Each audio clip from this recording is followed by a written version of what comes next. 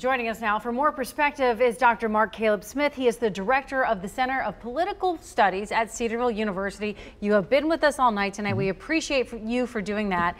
So the State of the Union, of course, is the president's chance to really toot his own horn, for lack of a better way of putting it. What grade would you give him tonight? I think on tooting his own horn, probably an A. I mean, he certainly stuck to some economic issues, talked about low unemployment rates, talked about tax reform being very successful. When he stuck to those areas, I think he was quite good. Other parts of the speech, where he got more controversial, things changed quite a lot.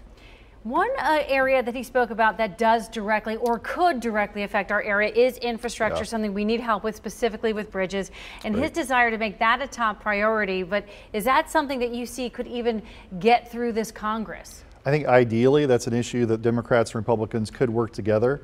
Could be a big success for the president, also for sort of Cincinnati as well. But when you look at the priority he gave it in his speech, he spent more time talking about abortion than he did infrastructure. And so it's unclear to me exactly how much he's going to be willing to push that issue. Maybe some of the first words out of our mouths tonight was that he was speaking to a divided Congress and a divided country. And there were times during his 90-minute speech, essentially, when Democrats and Republicans applauded together.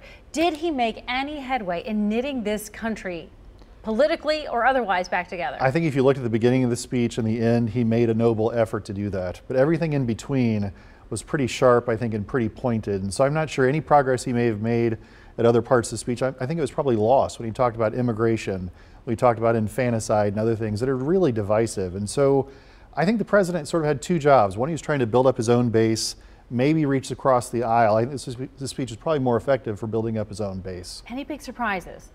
I wouldn't say anything shockingly surprising. I think it was very human in many ways. The president did a nice job speaking to guests in the gallery. I think that's probably the warmest part of the speech, the most authentic part of the speech. Yeah, there was a lot of that, and we do appreciate so much that you came all the way down here from Cedarville to be with us tonight. Thank you for your time. My pleasure.